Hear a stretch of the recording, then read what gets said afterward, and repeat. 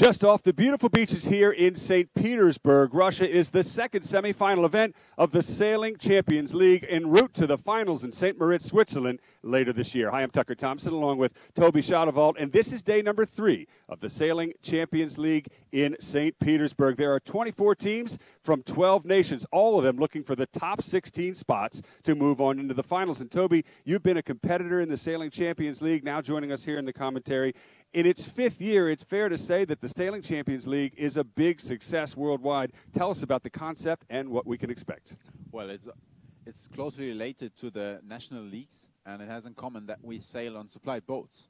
So there is no advantage whether you have more money to buy a boat, because you will get a boat here and you will swap boats after every race. So there is it egalized. That's one thing. The next thing is clubs can sail against each other. And that's just great, because all your fans from your hometown, they will support you. It's not a person sailing against a person, but more a community sailing with a community in a European-wide competition. And also, there are over 300 yacht clubs competing, 17 nations and growing, and the venues are all spectacular, including here in St. Petersburg. So next, let's have a look at this event here in St. Petersburg.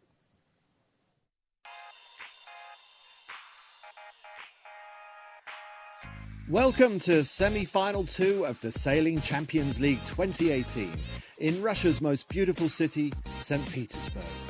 There are countless impressive and beautiful sights to be found here.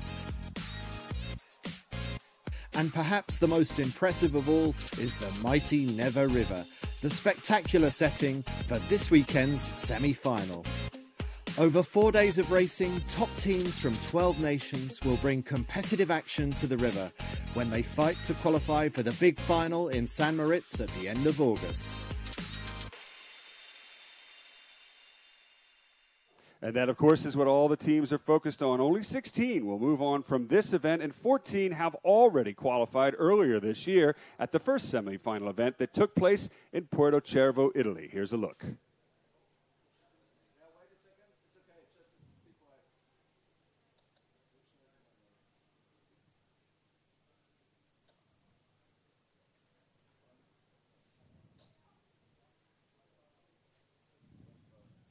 Italian yacht club Circolo della Vela Bari has won the opening round of the Sailing Champions League 2018. It was a commanding performance by Simone Ferrarese's crew in Porto Cervo, Sardinia. We just finished the last semi-final of the Sailing Champions League. We are really happy to take back home the win of this event. We actually didn't expect to come as leaders. There were a lot of good teams. Really looking forward for the final in St. Moritz. Teams from 22 clubs representing 13 nations were battling over 4 intense days of competition for a ticket to the final in St. Moritz, Switzerland, coming up at the end of August.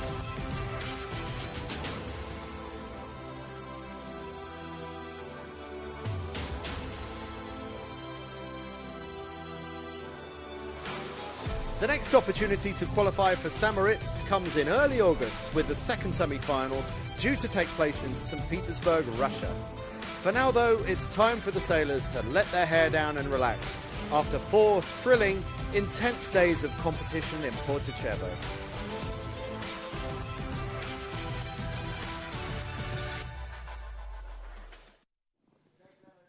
Well, Toby, that was Porto Cervo. Now here we are, second semifinal in St. Petersburg. This is day number 3. We've had 2 fantastic days of racing, right? Exactly, yeah. We had like really good wind, roughly 15 knots. The current is actually very, very strong here, and it's going against the wind, which allows for like really interesting starts. We've had 9 races. All the competitors have completed, so we are roughly halfway through. And I think it's still very, very tight in the top spots. So 9 flights, 27 races completed here in St. Petersburg on a very compressed course, which of course adds to the action. And yesterday, the weather was absolutely spectacular for the sailors. Here's a look back.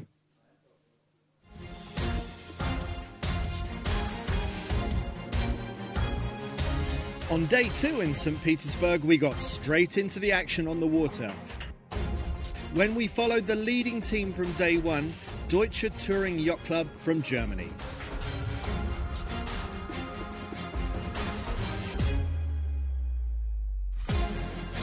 Today's strong winds on the river didn't make it easy for the sailors to keep their boats under control.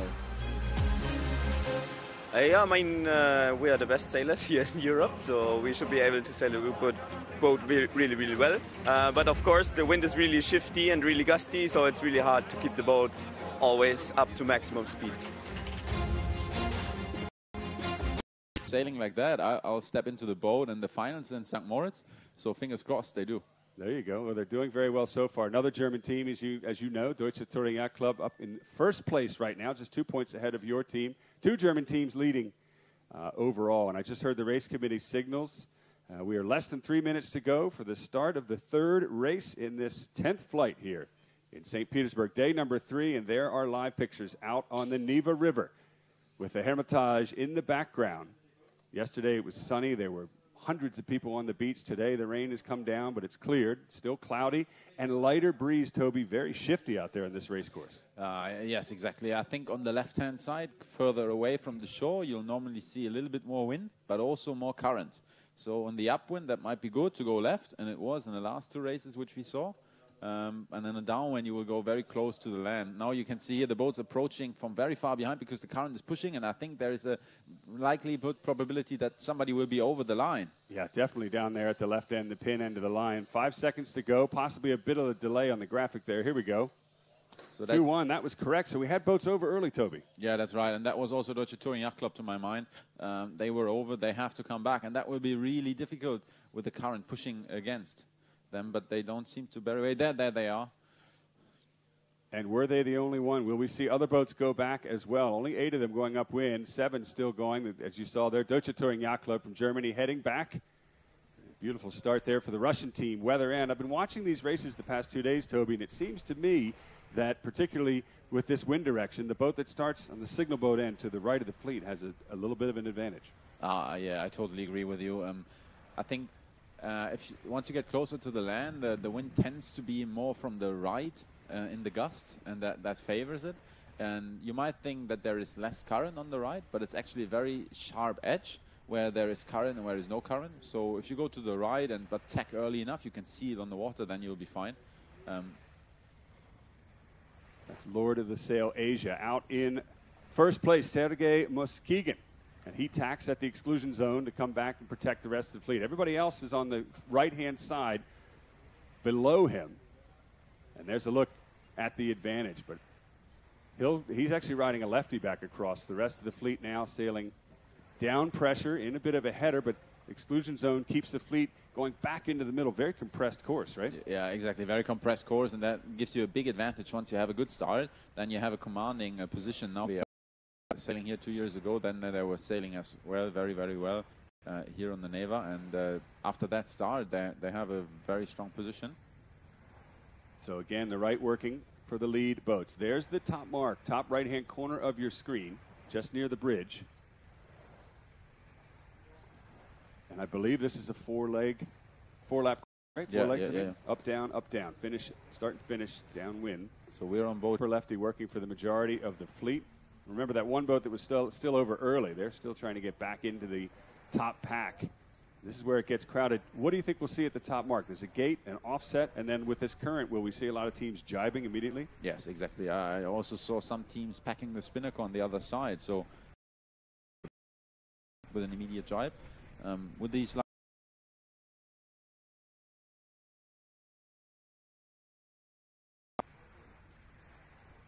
So you see how packed that is, a very short course, both are very close to each other, and if you make a jibe set, just as we saw behind, it's hard to fill Jenica in these light winds. Particularly with wind shadows of the other boats rounding the mark behind. So the leaders have extended away from the top mark, away from the wind shadows, and now have elected to jibe before they get into the worst of the current. Talk about the angles downwind in these lighter airs. Yeah, like, I think if you have a little more wind, you cannot only go faster, but also go lower. At the moment, you will try to keep the kite fully filled and go close to the land as much as you can. So angles vary quite a lot because of the shifty conditions. You don't want to sail only for maximum speed, but actually for where the next breeze is coming. Beautiful jibe there for your leader, Lord of the Sail. Yeah, that was Asia. Good. You can see how close they go to the shore. Closer to the shore, there is less current, which is good on the downwind, and that's why all of the fleet is oriented towards the right side on this screen. So right side of the screen. And these graphics, of course, brought to you by Analytics from SAP, a partner of the Sailing Champions League.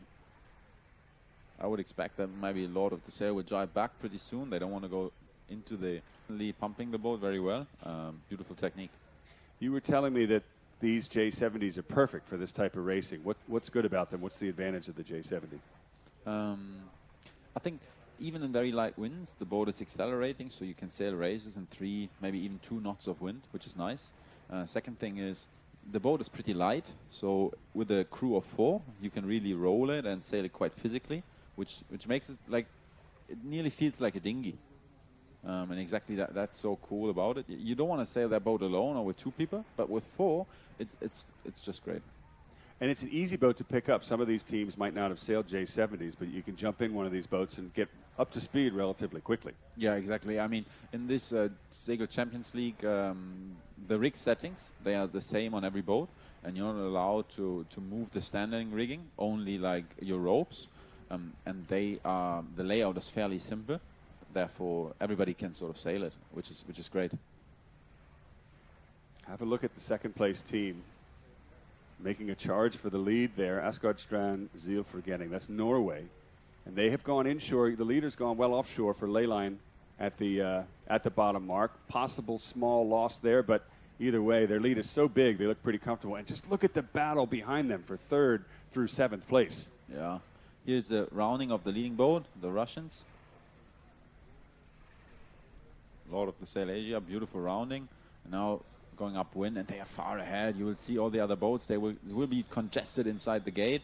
There will be hardly any wind. I think the Norwegians, they will have a great rounding coming in now. And look how small the gate is and how many boats. 4 boats, left-hand side of the screen.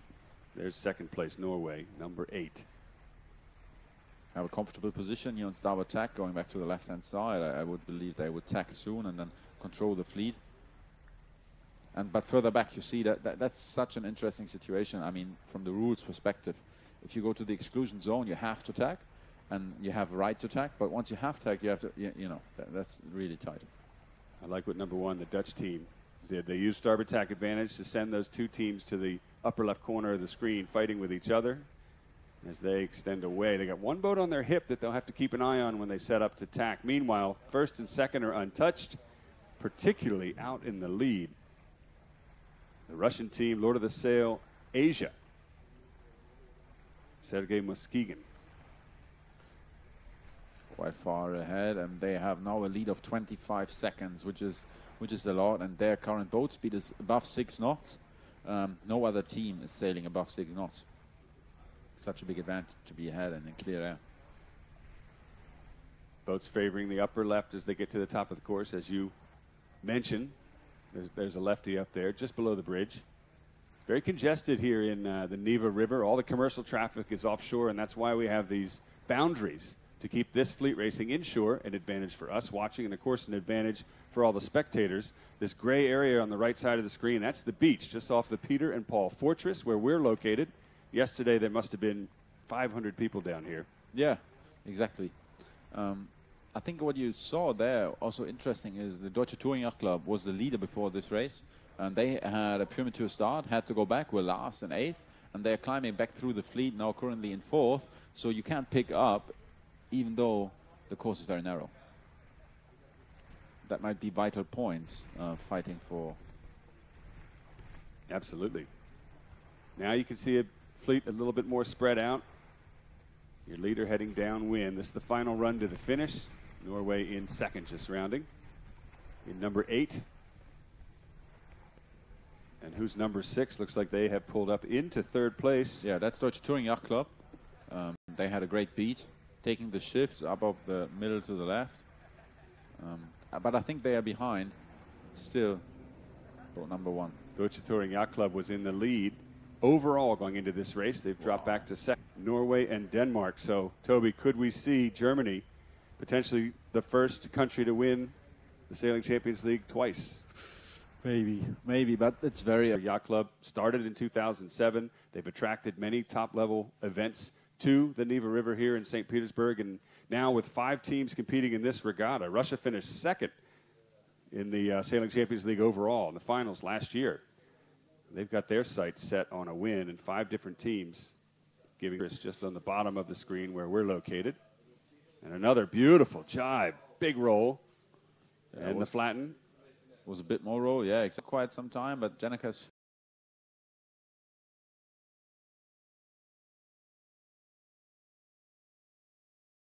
built nicely open with the pump, so that was good.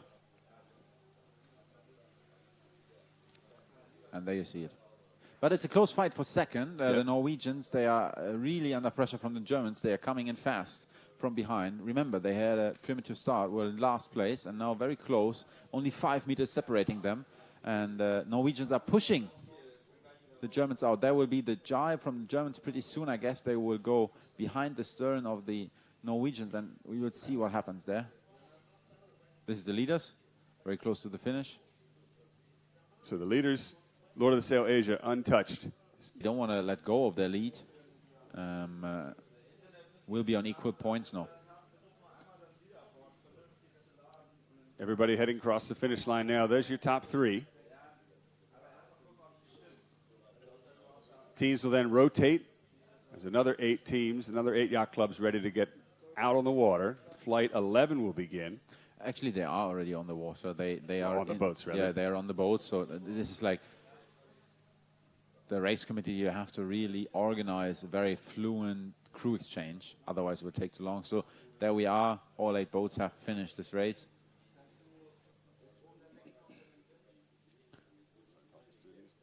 Yeah, and we can see Lord of the Sail Asia won the race after a perfect start, far ahead. Then Deutsche Touring Yacht Club in second place. They climbed a lot. Spectacular, very well done. That was critical. The Norwegians are start sail-froning. Actually, they are in the overall rankings quite far back. So seeing them here in third in such a hammer race is a really good performance for them. Then the Dutch team from Groningen in fourth place. They had a decent start, just kept plugging along in the top group, so that was decent. And then further back we have Yacht Club Sopot, then the Swedish team from Bad Club, another Finnish team, Brando Segelari, and in the back Tonsberg Sail-Froning from Norway. Maybe we can have a look at the overall leaderboard after 10 flights having been completed. We'll pull that up in just a minute. But what's impressive, Lord of the Sail Asia, wire-to-wire win, but the most improved award goes to Deutsche Touring Yacht Club. Over early and sailed back through to second place. In this tight, compressed fleet, that's incredibly impressive. Yeah, that's incredibly impressive. And they are now coming back, sailing better and better. And you can see they are on tight points with Norddeutsche Regattaverein after 10 races, both having 29 points here. Norddeutsche Regattaverein being in the lead because they have more first places. And then this boat will be ahead. Behind them, there is the chase of 3 Russian teams. Navigator Sailing Team in third, and behind them Lord of this first and a third, and behind them there is Brando Segelari and Union Yacht Club of Wolfgangsee.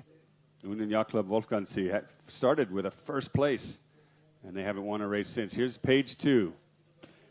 Société Nautique de Genève with 41 points. To me, a surprise to see them so far. But down on the docks and interview the winner of the last race, the Russian team, Lord of the Sail Asia, if they get back in time. There's live pictures of the Peter and Paul Fortress, the gold steeple pointing up into the sky there, St. Petersburg.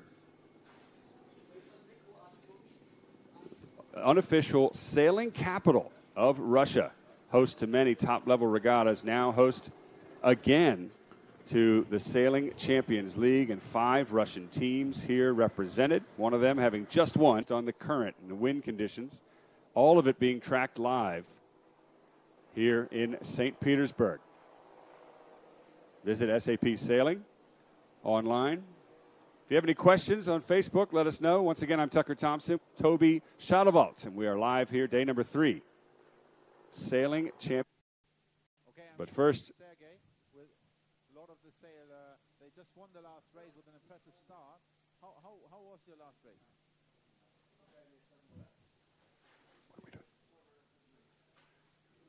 All right, folks, so stand by. Oh, we got no audio.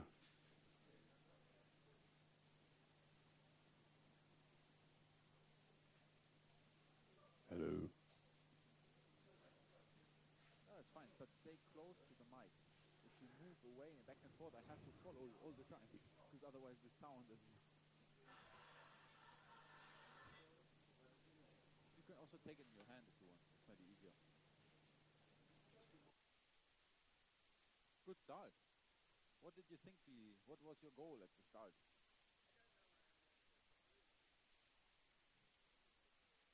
Yeah. So what do you do on the boat?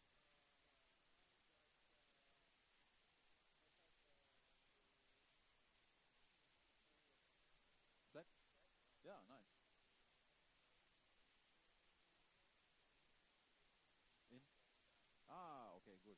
And driving? How was your drives were really good. Do you do something in the drive?